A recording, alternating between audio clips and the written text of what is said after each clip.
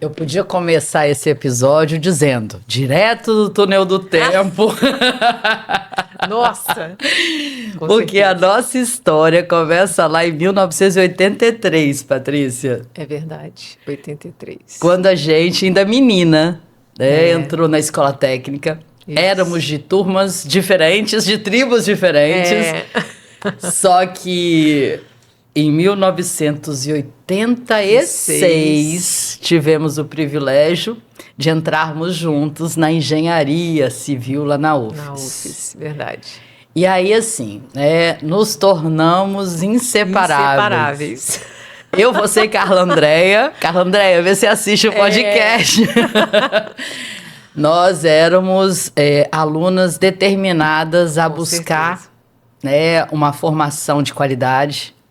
Estudávamos insanamente. Muito. De tal forma que as três conseguiram formar-se em engenharia civil 4 anos e meio.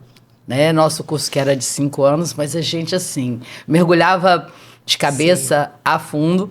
E aí a gente se formou. 90 foi a nossa formatura, você lembra? Lá no 90. Lá em Jacareípe, não foi?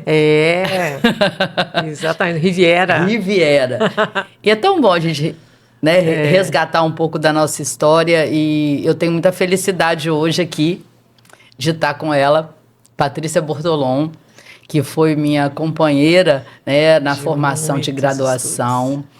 A gente viveu várias situações na vida juntas e depois a vida fez uma proposta diferente para nós duas. Verdade. E mais recentemente a gente voltou de novo a uma conexão mais profunda, e eu fiquei muito feliz quando você aceitou o convite de estar aqui com as minhas meninas, mulheres que têm se inspirado com histórias de mulheres de fibra, de coragem, e não podia deixar de te convidar, porque eu sei muito da sua trajetória. Muito obrigada, Liana. Fiquei muito feliz com o convite. Eu acompanho você, a gente teve realmente momentos aí em que eu fui para o Rio, saí daqui de Vitória, a gente construiu carreiras com histórias diferentes. Sim. Mas você sempre foi uma referência, companheira, assim, na faculdade, de todas as provas, gente, todos os trabalhos, era sempre eu, Liana e Carla, Domingo, 7 horas da manhã, era a casa da Patrícia. A gente estudava muito, porque a gente queria excelência, né, Liana? A gente não se contentava com passar. Passar nunca era o suficiente, a gente queria mais, né? E ainda bem que eu tive você, que foi minha companheira nesse jeito de encarar a forma como a gente estava se formando. Então, acho que isso explica muito. E você era muito guerreira, gente. A Liana tem uma história de empreendedorismo nato, Sou muito, muito fã. Muito fã. E quando a gente pensa em como a gente construiu esse momento da vida, éramos 3... E 3 mulheres que nunca tiveram um sentimento de competição dentro de si. Cada uma de nós fazia a sua parte, se entregava para outra no sentido... Eu me lembro, era trabalho, era exercício, era dúvida, prova. A gente estava ali sempre com o interesse de fazer o nosso melhor, mas também de ajudar a outra mulher a também se fortalecer. Com certeza. E isso eu acho que é algo muito raro ainda, Muitas das vezes a gente vive algumas situações onde a competição, no sentido de que tem que ser para mim e aí o outro não me importa, é algo presente. E eu acho que a gente tem... A gente tem uma história diferente. Uma história diferente, Isso pode também inspirar outras mulheres. Mas assim... eu sei de toda essa sua trajetória, as minhas meninas não sabem, eu queria que você se apresentasse falando, além da engenheira civil que esteve comigo durante aí esses 4 anos e meio, quais foram as ações da Patrícia, e são inúmeras. A gente juntas desistiu de um mestrado, mas aquilo foi o ponto de divisão. É coisa interessante, se a gente pensar, a partir daquele momento que a gente podia continuar junto e as duas desistiram, talvez... A gente tinha 21 anos, 21 para 22 anos. 21 para 22, Entramos na faculdade com 17, Saímos rapidinho. E aí, aos 21 anos, tivemos que tomar a nossa primeira decisão e optamos por não. Eu não me arrependo, né? Não sei o que se reflete sobre isso, mas eu acho que muitas das coisas que aconteceram vieram daquela primeira decisão, que não foi simples. Não. A gente pegou um ônibus, foi para lá para fazer a inscrição, Ficamos chegou na lá. casa da sua tia. Exatamente, chegamos lá, conversamos um pouco e juntas decidimos que não era o momento. Pois é. Mas eu acho que tudo tem seu momento certo, né, Eliana? Sim. Eu acho que eu sempre fui aquela aluna, né, que todo mundo achava que ia fazer mestrado, doutorado, continuar na vida acadêmica e, de repente, o mundo me levou para outra direção. E foi tudo, assim, muito por acaso, né? Então, eu acabei, né, fazendo um processo seletivo para o programa de trainee da Vale do Rio Doce, em 92. Eu fiquei reprovada. E ali minha trajetória mudou completamente. Porque quando a gente desistiu do mestrado, estávamos nós duas desempregadas, né, Eliana? E era um momento de mercado péssimo para engenharia. Nossa, eu me lembro que foi um ano de muito sofrimento. Foi um ano difícil. Então, assim, eu passei meses fazendo bico, né? Pegando um projeto aqui, outro projeto ali, entendeu? E aí surgiu esse processo seletivo. E aí minha trajetória profissional mudou completamente porque eu deixei, né, a construção civil, eu cheguei a trabalhar na construção do Shopping Vitória, né, gente? Me lembro. Fiquei um ano na construção do shopping, foi uma experiência sensacional, é uma obra completamente diferente. E aí, a partir do programa de trainee da Vale, né, isso foi em 92, a gente fez o programa era uma formação MBA em gestão. E aí, assim, os horizontes se abriram de forma completamente diferente, porque aí eu fui estudar pela primeira vez finanças, marketing, gestão de pessoas, né? Então, foi muito bacana. Eu viajei o sistema da Vale, fui conhecer Carajás, fui conhecer Mina de Ouro, foi muito, muito legal. Tem uma turma de amigos dessa época que até hoje se mantém. Inclusive o marido. E meu marido, pois é, conheci meu marido na Vale, né? E aí depois, fiquei 5 anos na Vale, aí o Cláudio, né, meu marido, tinha saído antes, com 3 anos ele voltou para o Rio de Janeiro, foi trabalhar na Coca-Cola, e a gente começou a namorar depois que ele voltou, né, depois que ele saiu de Vitória. E aí a gente, né, em 97 a gente casou, né, não, então eu vou para o Rio. Aí eu comecei a procurar oportunidades no Rio, surgiu na Coca-Cola, então nós trabalhamos juntos na Coca-Cola, né, ele no marketing e eu na área financeira. E aí depois surgiu uma oportunidade na MRS Logística, né, em Juiz de Fora. E aí meu olho, né, era a minha primeira oportunidade como gerente, era um cargo, né, de gestão. E isso a gente estava assim, há 2 meses, acho, antes da gente casar, né? Eu falei, minha nossa, eu quero ir. Aí o Cláudio, não, mas poxa, você acabou de chegar no Rio, a gente vai casar, vai morar aqui. Não, mas eu quero ir. Aí, sabe, né? Fiquei com aquela, né, vontade enorme de pegar esse desafio novo. Aí eu fui, arrastei o Cláudio, que aí, né, arrumaram, né, uma oportunidade para ele lá. E quando eu casei, né, eu estava já em Juiz de Fora, o Cláudio ainda estava no Rio e a gente casou em Vitória.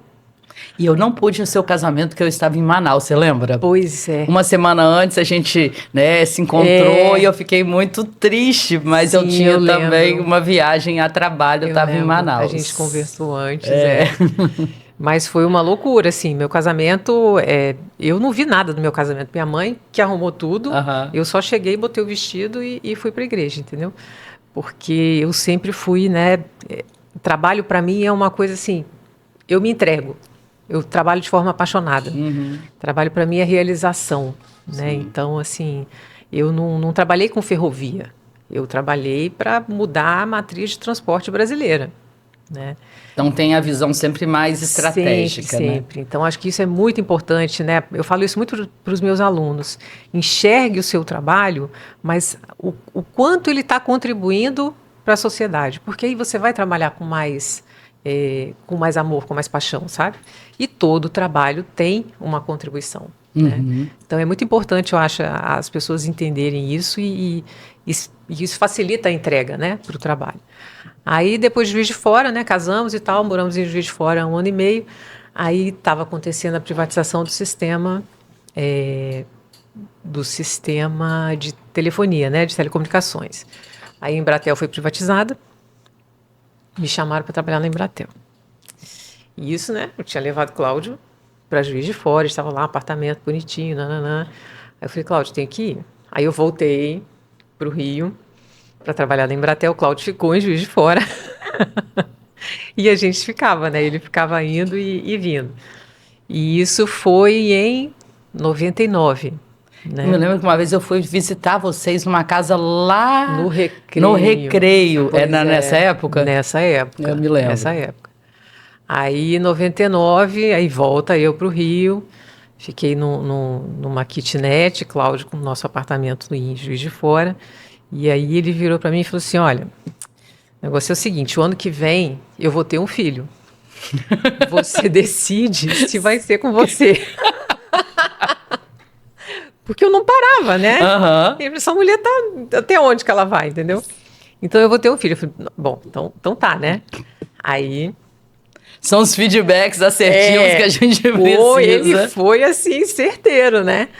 Aí a gente teve o Pedro, né? Em outubro de 2000. Isso eu estava na Embratel, tinha apenas entrado na Embratel, que foi uma coisa difícil também, porque eu ouvi do meu vice-presidente, mas como assim você está grávida? Você veio para cá para engravidar? Nossa. E eu passei a gravidez ouvindo piadinha, sabe? Então é muito difícil isso, muito difícil. E ele não era uma pessoa ruim, né? Meu amigo até hoje, admiro e tudo, mas tinha essa dificuldade, né, de lidar com mulheres, né, em posição de liderança, grávida, então, né? Então foi um momento assim bem complicado para mim, porque eu tenho essa paixão por tudo que eu faço de trabalho e tinha essa, né, tinha que me dedicar também à maternidade. Então, e assim, você é uma pessoa muito família, eu me lembro, né? Sim, seu pai, sua mãe, seus irmãos, a gente, né, aquela mesa que tinha naquele apartamento, na cozinha enorme, cozinha. Né? Lá no apartamento, lá no Parque Moscoso. Exatamente. E o quanto que, né, sua família tem muito peso, né? Sim, é um valor forte para você, com certeza. E aí, assim, o Pedro nasceu e, pra você ter uma ideia, né? Eu tinha preocupação, né, de não prejudicar, né, o trabalho, a empresa. Pedro foi para a creche com 4 meses, ficava o dia inteiro na creche e voltava de condução, porque eu trabalhava, né, eu morava no Recreio, trabalhava no centro do Rio e não dava tempo de buscar ele. Então, assim, eu não emendei nem férias com a licença maternidade, sabe? Então, assim, eu sinto muito, assim, quando eu vejo, né, nas mulheres a dificuldade de conciliar trabalho com maternidade, porque é um problema real. E aí, depois, né, fiquei na Embratel, aí tive a Sofia, né, depois. E aí, a gente também teve, né, tem uma história, né, de um problema de saúde também do Pedro, né, que mexeu muito com a família toda. E eu acho que isso também me fez assim fazer essa transição de carreira para a área acadêmica, né? Foi uma coisa, depois de tanta entrega, né, para o mundo corporativo, eu cheguei num momento na Embratel que eu estava numa posição de liderança, né, e ou eu aumentava a aposta para chegar a uma vice-presidência, né, ou eu ia continuar no nível que eu estava e ficar no nível que eu estava. Você já estava? Eu já estava. Né? Então, assim, eu preciso de novos desafios. E também, assim, para ser vice-presidente, as pessoas às vezes acham, né, o cara ganha muito, não sei o quê. Mas a vida dessas pessoas, do alto escalão de grandes empresas, é uma vida de muita entrega. Sim. Entende? Então, assim, a prioridade tem que ser a empresa, né? Senão você não chega lá. Então, eu decidi que eu não queria fazer essa entrega. E aí eu pensei, o que eu me vejo fazendo com 80 anos de idade, se me deixarem? Estudando e dando aula. Eu me lembro que a gente, acho que se encontrou num aeroporto. Você estava na Embratel, eu acho que você estava justamente nessa fase. E aí você conversou comigo e falou assim, Liana, o que você acha de eu fazer um mestrado? E aí quando você fez essa pergunta e você estava com construção de carreira super bem sucedida, e eu já estava na experiência da docência, que é alguma coisa que me dá prazer, mas que também tem os seus desafios. Sim. Aí eu falei assim, meu Deus. E aí até a gente conversou, Patrícia, será que a gente viveu os últimos anos com posições trocadas? Porque a expectativa externa, né? Eu acho que toda essa sua história, né, dentro do ambiente de negócios, se tornando, né, a profissional que você se tornou e fazendo uma escolha já, né, num nível mais acima, era uma expectativa que as outras pessoas não entendiam, porque você era altamente dedicada ao estudo. Então, no senso comum, Patrícia seria professora. Só que você viveu essa fase que eu acho que também para você ser professora, foi muito importante. com essa experiência no mercado, te diferencia. Muito.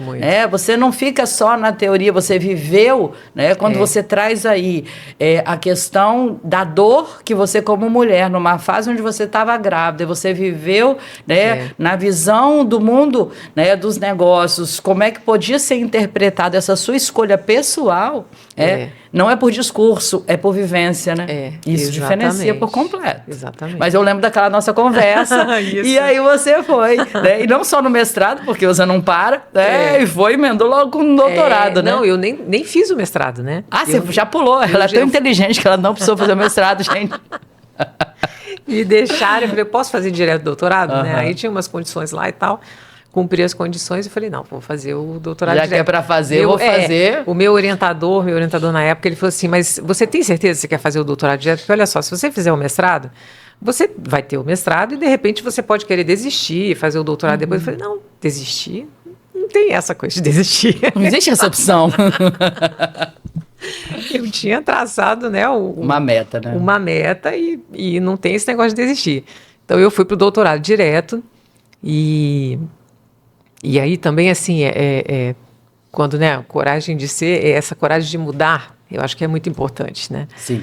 Então, assim, e não é fácil. Eu larguei, né, uma posição numa empresa onde eu tinha uma boa remuneração, né, tinha um certo status e tal, e voltei a ser estudante, bolsista de doutorado. Entendeu? Que é um lugar que você adora.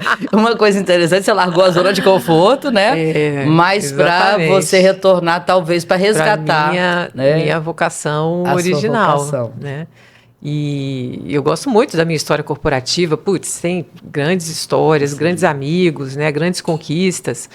Mas a área acadêmica, a docência é uma paixão, entendeu? Mas assim, começar do zero de novo... Sim. Não é fácil. Sim. Então, assim, porque no mundo acadêmico, quem eu era? Eu não tinha um artigo publicado, eu não tinha, entendeu, hora de sala de aula, nada, né? Então, foi realmente começar do zero para construir um currículo acadêmico. Sim, e aí você fez uma escolha, né, de uma instituição que fosse uma referência, né? COPEAD, o FRJ. E depois também tem... após, na área de finanças, você fez depois? Fez na antes? Verdade, assim, você tem a especialidade da área de finanças pelo IBMEC, mas não sei se é especialidade ou se é já um nível maior. De repente estou me equivocando aqui. Não, é uma pós-graduação mesmo, um MBA só, né? Um MBA. Na verdade, eu fiz 3 MBAs antes de ir para a área acadêmica, né? Porque eu fiz um em comércio exterior, foi ainda aqui na UFES, né? Porque eu estava na Vale. Depois esse de gestão, que foi o próprio programa de trainee da Vale. E depois o de finanças que eu fiz no IBMEC. Lá no Rio, né? Eu trabalhava na Embratel no centro, IBMEC no centro. Eu estava grávida do Pedro. Eu saí... Pois é. Eu saía da Embratel de carro, ia lá pro IBMEC, aí saía do IBMEC 10h30 da noite, ia dirigindo barrigão até o recreio, entendeu? Nossa. Quem mora no Rio sabe quão insano é isso. Eu quero fazer tudo ao mesmo tempo, entendeu? Então, foram 3 pós-graduações. A vontade de estudar estava sempre presente, muito, né? Então, até o momento que realmente eu decidi, não, agora eu quero só estudar. E foi maravilhoso, entendeu? Pedi demissão para ficar só estudando. Nossa, foi bom demais. E aí você, né, rapidinho teve uma oportunidade num concurso da UFES, né? O Cláudio já estava aqui como professor, né? Pois é, essa história também é incrível, né? Na época, a gente veio para cá em 2010, né? E aí teve um concurso na UFES para o departamento de administração, eles exigiam doutorado, e era uma vaga, e só tinha 2 concorrentes, eu e o Cláudio. Ah, isso eu não sabia que vocês eram concorrentes. Só tinha eu e o Cláudio. Eu não sei, acho que na época tinha poucas pessoas com doutorado, não sei. Mas era uma vaga para professor de finanças, e eu e ele nos inscrevemos, e aí ele passou e eu fiquei reprovada na prova de didática. Né, eles falaram assim, não, você tem um perfil assim, mais para pós-graduação e tal, não sei o quê. Eu falei, beleza. Aí depois, alguns meses depois, surgiu uma vaga no Departamento de Ciências Contábeis, e era para métodos quantitativos. Sim. E aí o pessoal, né, eu falei, poxa, não, métodos quantitativos eu não vou nem me inscrever, eu quero dar aula de finanças. Mas aí me chamaram para fazer a prova, né, porque, não, olha só, a gente tem uma pessoa formada em estatística que vai fazer também, ele provavelmente vai fazer uma prova melhor que você, mas talvez você fique no cadastro de reserva, né? E tem um professor que quer sair daqui no final do ano e tal, talvez abra uma vaga, né? Eu falei, tá bom, então tá. E aí você entra depois para dar aula de finanças, né? Se for o caso, né? Tá bom. Aí fui fazer a prova. Chegou lá, o tal do estatístico não foi fazer a prova. Ou seja, a vaga foi sua. E hoje eu não sei quem é essa pessoa, sabe? Eu vou procurar saber, porque ele mudou, né, o rumo também da minha vida profissional, entendeu? Entendi. Porque aí eu entrei, né, para dar aula de estatística, de econometria, né, que são matérias desafiadoras, né? Dou aula de finanças também, né, mas tem essa parte da econometria também. Falando em estatística, recentemente eu fui ao festival lá em Santa Teresa. E aí eu fui convidada a ficar na casa de uma pessoa que era amiga da Denise, a minha amiga, e a gente conversando. Sabe de quem que ela é irmã? Do nosso professor de estatística, Valdério. Você lembra dele? Valdério. Exatamente. Eu voltei no túnel do tempo ali também em Santa Teresa. Irmã do Valdério. Né? Porque assim, só dando um pouquinho de retorno, eu acho que a gente foi muito feliz dentro da nossa jornada acadêmica. Né? Nós tivemos grandes inspirações. Né? Eu trago no meu coração algumas mulheres importantes. Flávia Ruski, nossa professora, né? Brunella também, né? E tantos outros homens também que foram sempre uma referência. O Berecilas, a gente era apaixonada por o Berecilas por solos, era um profissional assim, né? E ele era um gentleman, né? Então, a forma como ele nos ensinava, nos inspirava, e é muito interessante. Eu imagino, né, que esses ícones, e agora voltando, né, para a tua história, também tenham contribuído para que você, no momento que entrou em sala de aula, assim como eu, lá na FAES em 97, que a gente pudesse honrar também. E fazer as entregas para as pessoas que estavam ali recebendo da gente, da mesma maneira como a gente recebeu. Nossa, os professores é impressionante, assim, né? A capacidade que a gente tem de impactar as pessoas, né, de ser exemplo, sabe? Isso é uma parte muito bonita, né, da docência, né, que acho que vai além do conteúdo que você passa, né, que é o exemplo, né. E o Berecilas era esse exemplo. E eu estagiei com ele 1 ano, né, na ProSolo. Você trabalhou na ProSolo, então, eu trabalhei com ele também. E hoje eu conheço a esposa dele, né, que já você sabe que eu dei aula para Silvia, filha dele, né? Você deu aula para Silvia? A vida é assim, né? A vida é assim. Volta e meia surge uma circunstância. Sabe quem fez Empretec comigo recentemente? O filho do Anselmo Friseira, nosso professor de PD1. Nossa. O Breno fez Empretec recentemente. Que bacana. Então, e eu acho interessante, né? O quanto que quando na nossa jornada de vida a gente vai deixando um lastro humano positivo. Relacionamentos, portas abertas. Por mais que a gente decida, né? Não é mais esse caminho, esse lugar que eu quero estar. Com certeza. Mas que a gente deixe a porta aberta, caso queiram um dia voltar. Que as pessoas nos recebam. Fundamental. Eu também falo isso muito para os meus alunos. Às vezes você não está feliz em algum lugar, né? Mas jamais prejudique o seu trabalho por isso. O seu trabalho é a sua carta, assim, é a sua história, né? Então, não importa se você está feliz ou não naquele lugar, o que você tem que fazer tem que ser bem feito. Sim. Né? E outra coisa que eu falo é que a empregabilidade da pessoa é responsabilidade dela. Então, assim, nunca fique na zona de conforto. Né? Então, eu falo para os meus alunos, você tem que estar sempre prospectando no mercado, sabe? Então, faça uma entrevista. Isso não é traição. Você não está traindo quem está, né, te empregando no momento. É uma questão de você saber qual o seu valor de mercado. Sim. Né? Então, teste, faça entrevistas, vai buscando, né? Então, acho que é uma atitude também muito bacana e que eu sempre tive também. E eu aí... acho que eu mudei de empresas muito mais do que o normal, assim, da nossa geração, sabe? Porque para essa é normal, padrão, é normal. Para a nossa, realmente, nessa questão da carreira num único lugar, né, nos foi dito né, que era a maneira correta e você, como sempre, né, inovando com coragem. E é exatamente né, de uma coragem recente e nova, né, que eu queria conversar agora com você, porque assim, tô eu lá vendo televisão e de repente vejo, alguns anos atrás, né, uma chamada e descubro que a minha amiga, que estudou comigo, que foi para o Rio, que estava dando aula, naquele momento ela era, né, uma mulher que estava pleiteando um cargo político, e aí surgiu para mim, né, uma nova Patrícia. Não que eu não conhecesse a Patrícia, mas eu falei assim, gente, como ela é, né, uma pessoa que realmente constrói ciclos. E eu tenho certeza que para esse novo ciclo, você se preparou tanto quanto para os outros. Porque para ir para o mercado como profissional que você teve a carreira, você se preparou e eu sei o quanto você se dedicava a estudar. Para se tornar uma professora, você também se preparou e fez muito bem esse exercício. E agora, imagino né, que não tenha sido diferente. E eu fiquei assim muito orgulhosa, né, muito feliz. E eu falei assim, gente, como ela é corajosa.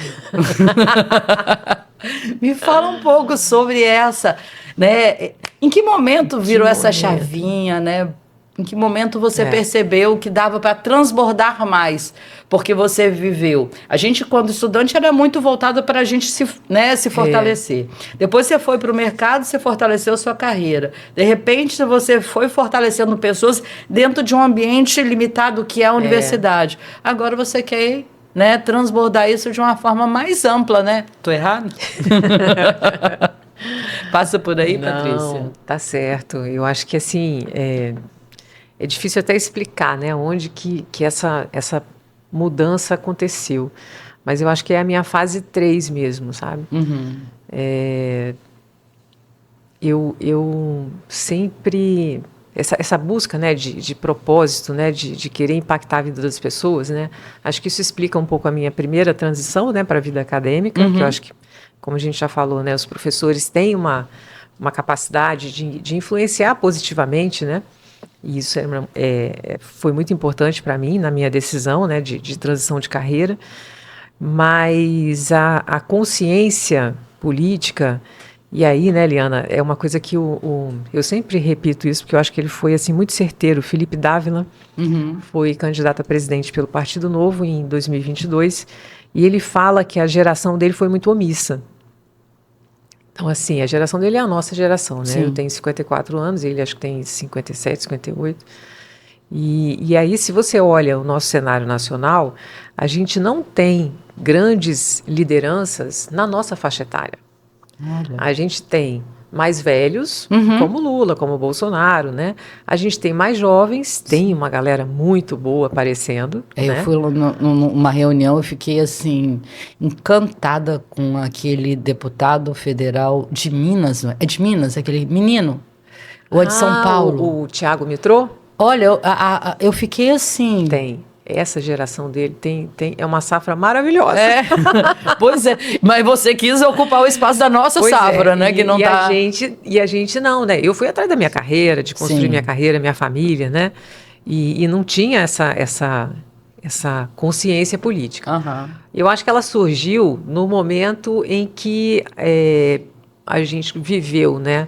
aquelas manifestações lá de 2013, acho que tem muito a ver também com o ambiente universitário, da universidade pública, que é um ambiente difícil, é um ambiente que tem uma dominância de um pensamento que não é o meu, né? Então eu vivo em constante dissonância cognitiva.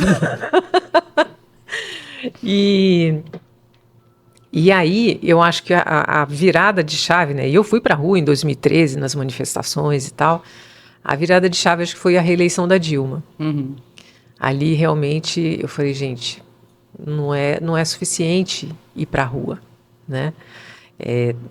Todos os dados, tudo indicava que a gente ia entrar numa recessão tremenda, que foi o que aconteceu em 2015, 2016, né? E uma recessão que nós fabricamos por decisões erradas, né, de política econômica do governo Dilma. E aí, quando ela foi reeleita, eu falei, pô, não é possível, né?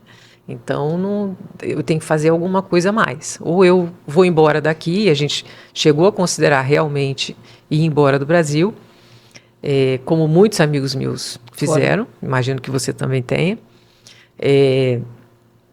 Ou eu vou tentar fazer alguma coisa, porque ficar aqui assistindo isso, sem tentar pelo menos, né, não era possível para mim. E aí coincidiu de eu ouvir, né, de eu conhecer, ouvir falar do Partido Novo. E aí também, né, tem esse fator que eu acho que é muito importante nessa trajetória, porque o Novo surgiu defendendo as ideias que eu acreditava. Eu trabalhei em estatal, trabalhei em 2 empresas recém-privatizadas, que foi a MRS Logística e a Embratel. Então, a minha história profissional tem muito dessa experiência do Estado gestor, que eu acho que não funciona, né? Então, assim, eu vi as dificuldades, vivi essas dificuldades na estatal e na transição para uma empresa privada, como é difícil você mudar uma cultura, né, de uma empresa. Então, eu tinha muito claro na minha cabeça que isso não funcionava. E a gente vi também, né, nas eleições, na época que Alckmin era candidato, ele não defendeu as privatizações do governo Fernando Henrique como eu gostaria de ver defendidas, né? E aí surgiu o Novo defendendo privatização de uma forma assim muito veemente. Eu falei, caramba, acho que aqui tem alguma coisa diferente. E aí comecei a acompanhar, né, as propostas do partido, cheguei a pegar a assinatura, fichinha de assinatura, né, com meus pais, meus irmãos, todo mundo assinou, botei no correio na época o partido estava em formação, né, juntando as assinaturas.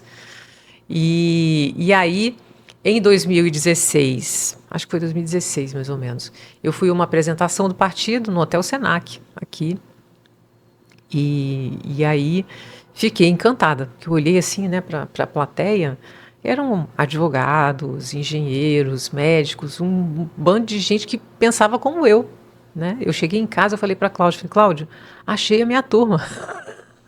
E levou ele para sua turma, porque hoje ele né, o seu grande apoiador. A gente politicamente pensa muito parecido, né? Eu e Cláudio, né? Então, também foi um caminho natural. Para ele demorou um pouco mais para se filiar. Eu me filiei em agosto de 2017. Nunca, gente, nunca imaginei estar filiado. Ninguém na minha família, sabe, é filiado. A parte não existe isso na história. Mas por conta desse alinhamento, eu me senti, né, confortável para tomar essa decisão. Então, uma indignação positiva te fez gerar um movimento que hoje, né, te coloca aí numa posição que eu nunca imaginei que estaria, entendeu? Mas o Novo também me ajudou a entender mais sobre liberdade e sobre liberalismo, né? Porque vocês têm uma formação, né? O processo não é simplesmente se filiar e querer ser candidato. Existe uma formação, é isso? Existe. Eu não entendo muito direito, não, mas... O Novo tem processo seletivo para escolher os candidatos, tem uma formação que você tem que fazer, né? Sim. Então, eu fiz toda essa formação lá do Novo, fiz formação fora também, através do Renova BR, que é uma escola de formação política sensacional, o projeto deles. E aí fui conhecendo as ideias liberais, né, de defesa das liberdades individuais, liberdade de expressão, respeito à propriedade privada, Estado democrático de direito, entendeu? Então, quanto mais eu lia sobre isso, mais eu entendia que esse é o caminho que a gente tem que trilhar se a gente quiser ser um país desenvolvido, uma democracia desenvolvida, né? E aí, sou super engajada, virei uma ativista pela liberdade. Quem Te diria, acompanho, né? pelas redes, volta e meia você está em algum, né, em algum movimento, algum evento, e algum protesto. Exatamente. Eu te vi em frente da Assembleia. Tudo que tem sobre liberalismo, eu estou dentro. Então, assim, eu sou líder Livres aqui no Espírito Santo. Eu trouxe o Lola para o Espírito Santo. O Lola é o Ladies of Liberty Alliance. É um movimento internacional que está presente em 40 países, que capacita as mulheres para defender a liberdade. Entendeu? Então, é muito bacana. Eu acho que isso é um passo para fortalecer algo que é um pouco preocupante, até assustador, que é o número de mulheres envolvidas na política, né, Patrícia? Exato. Tem, né, um motivo para isso? O que você pensa, né? Porque nós somos 50% da população brasileira. 52%. Né? Nós somos em maior número, só que eu não sei estatisticamente quantas somos, né, nas diversas instâncias, a nossa representatividade é mínima. Eu acho que são muitos fatores, né, que explicam isso. A gente não é criada para isso, sabe? Eu acho, né? Isso tem que começar lá nas meninas, né? Nós, como mães, temos que incentivar, né, essa participação, incentivar as meninas a colocarem a sua voz, sabe? E realmente é muito difícil. Eu tenho trabalhado, né? Eu criei junto com outras mulheres dentro do Novo o movimento Salto na Política, que aí é dentro do Novo a gente tentando, né, trazer mulheres, mas é muito difícil. E aí, assim, a lei, né, no Brasil tem os 30% da cota, né, que é a cota de gênero, que eu falo que não é cota de mulheres, é uma cota de gênero. Meu sonho é um dia a gente ter 70% de mulheres e 30% de homens numa chapa. Né? Mas é difícil. Na hora que você vai, né, buscar candidatas, você conseguir mulheres para ser candidata. Então, e aí você vê que esse negócio de política de cota não adianta nada, tá certo? Porque não tem mulheres suficientes com vontade de se colocar nesse lugar. Sabe? Então a resistência não é uma resistência masculina em relação à nossa presença, uma autorresistência também. Tem machismo também, tá? Tem problemas também nos partidos, partidos que não dão a atenção necessária, não dão o suporte necessário às candidaturas femininas. Isso existe, tá? Mas não é o que explica. Eu acho que nós temos uma resistência a se envolver, sabe, com a política. Então, nós não estamos, muitas das vezes, fortalecidos o suficiente para assumir esse protagonismo tão essencial. Porque, assim, imagino você, dentro dessa tua trajetória, você tenha coisas que você acredite, que você vai, como ação, buscar, né, contribuir para o universo feminino, né, além do todo o aspecto, né, da economia, enfim, né. Porque como, né, trazer igualdade, né, como trazer oportunidades, como estimular, né, uma participação mais não, as mulheres têm dentro da sociedade. As mulheres têm muitos desafios, né? Eu tenho feito um movimento até junto do Lola, né, sobre a questão do horário de funcionamento das creches. Sim. Porque a creche em Vitória, as creches que estão funcionando em tempo integral são de 7 às 16. Aí você fala assim, 16 horas, mas que emprego, né, que a mulher pode ter que ela consiga ir buscar o filho na escola às 16 horas, entendeu? Não tem lógica, né? Não tem como resolver. E aí, exatamente a população mais vulnerável... para não ser oportuno, né? Exatamente a população mais vulnerável que precisa da creche pública e que precisa trabalhar, a mulher que precisa trabalhar, não tem esse apoio, né? Normalmente trabalham longe onde moram, as creches tendem a ficar mais próximas das suas casas, usa transporte público, demora para chegar e não consegue viabilizar, né? Então, assim, eu tenho ido para a porta das creches conversar com as mulheres, sabe? E é impressionante o malabarismo que elas têm que fazer, sabe? Eu conheci uma mulher que ela pegou o turno das 18 às 2 da manhã. Para conseguir... De segunda a sábado.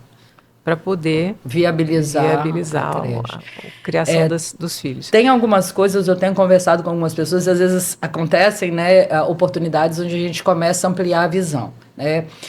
Nesse ano, eu tive muito contato com mães atípicas, né? Seja no Empretec, ou sobre o assunto, seja em mentoria. Eu estava mentorando, né, uma profissional na área de psicologia que tem a dedicação justamente para essa área e tem um projeto relacionado a isso.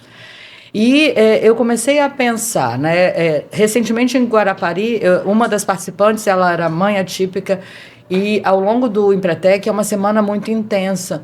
E, infelizmente, a colaboração do pai nessa circunstância é muito pequena.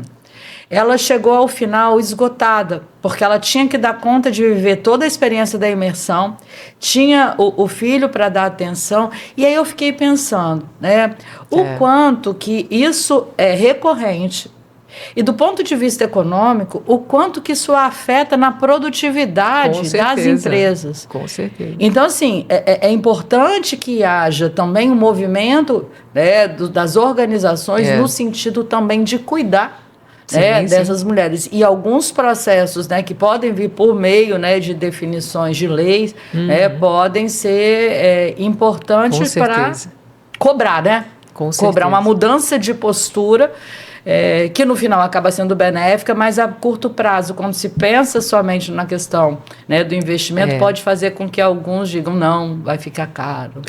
Pois é, mas aí é que está, né? As nossas escolhas como sociedade, né?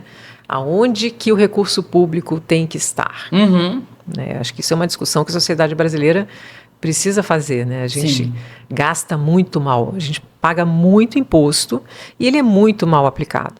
Então, assim, a gente tem isso, né? Muita minha indignação também é isso, né? A gente vê altos impostos, a gente paga quase 40%, tudo que a gente produz é imposto. E a gente tem uma educação péssima, saúde péssima, entendeu? Estradas, né? Eu viajei para a Europa, né, em janeiro. As pistas lá tem cinco pistas em cada lado. Aqui você anda numa BR-101, mão única, né, para frente. É interessante. É incrível como a gente não consegue, sabe, fazer as coisas acontecerem. E quando uma pequena melhoria acontece, né, muitas das vezes a gente, na nossa passividade, fica deslumbrado porque houve uma pequena melhoria, que é possível que seja, né, um nível de serviço maior, né, uma entrega de qualidade maior. A gente tem um Estado capturado por corporações, elite do funcionalismo, sindicatos de funcionários, e capturado também por uma elite empresarial.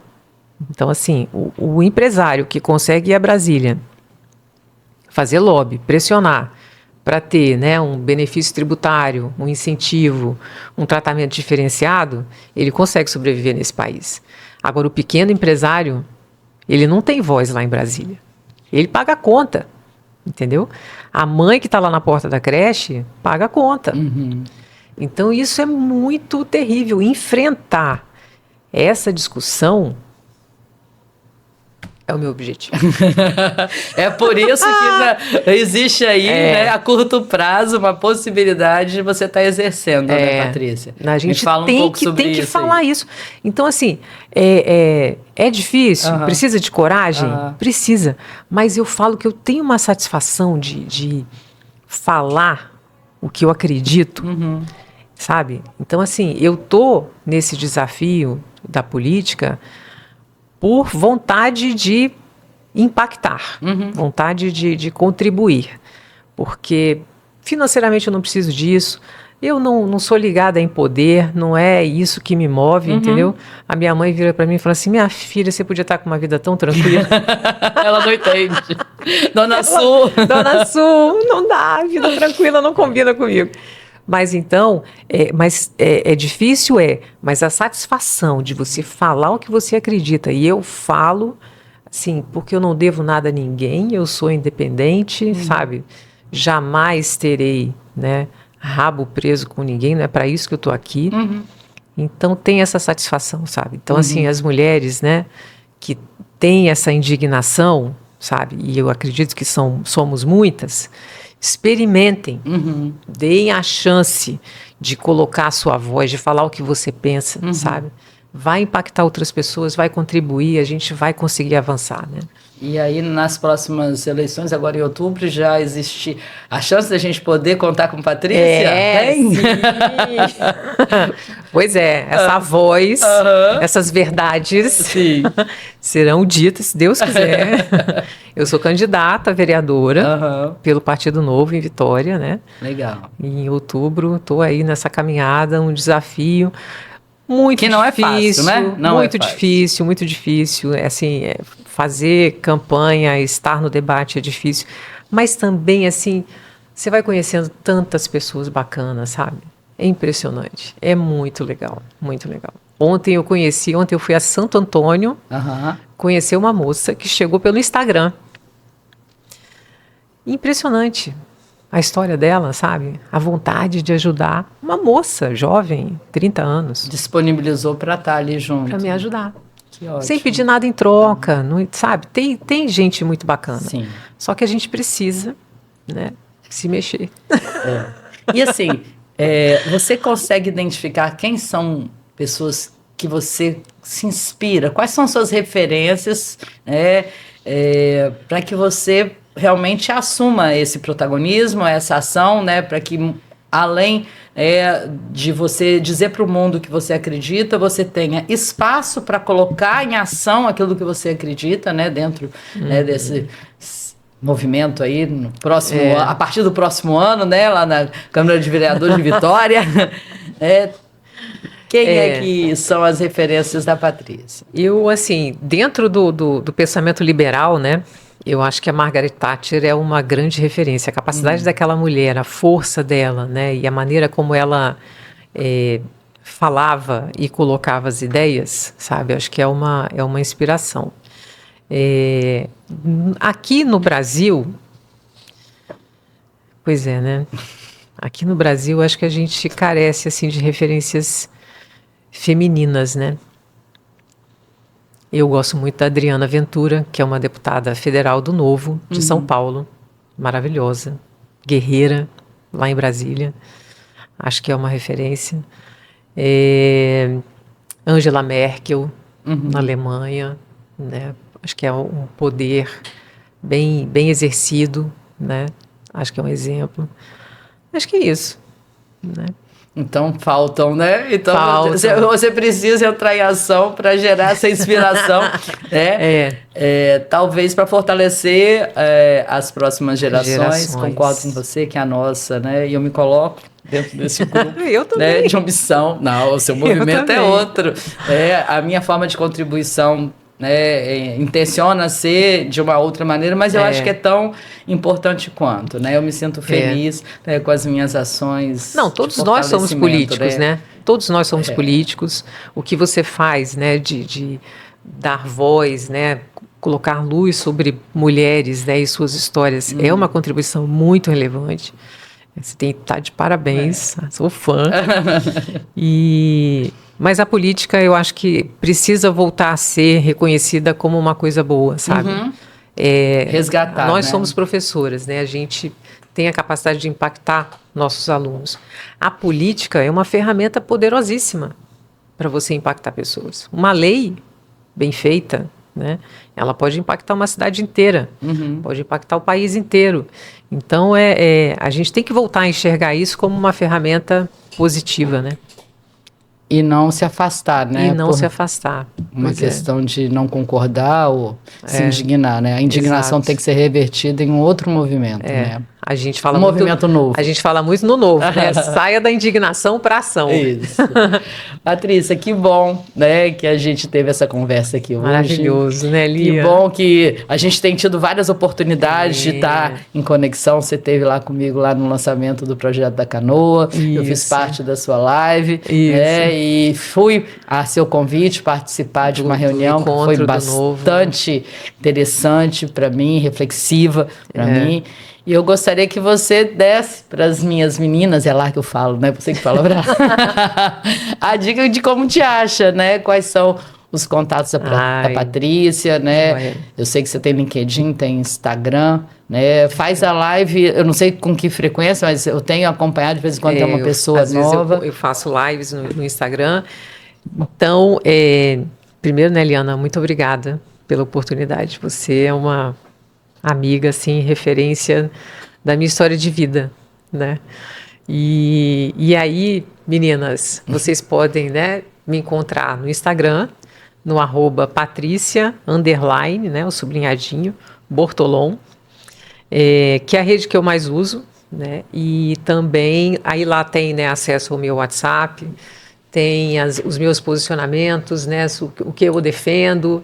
Então, fica aí o convite para vocês saírem também da indignação para a ação. Faz muito bem para o coração. Que bom. Fico feliz, então, meninas, de vocês terem conhecido. A gente tem trazido, né, aqui mulheres diversas. Todas vocês têm percebido o quanto que elas são, né, mulheres de verdade, que fazem escolhas, que pagam o preço das escolhas, né, mas que têm muito orgulho da caminhada. Então, não somente tem expectativas por atingir resultados, mas tem uma expectativa muito forte de fazer a diferença por meio do desempenho. Né? E essa entrega, essa intensidade é que transforma o mundo. Verdade. Então, ó, siga lá o nosso YouTube, assista toda terça-feira às 20 horas um novo episódio. Beijo!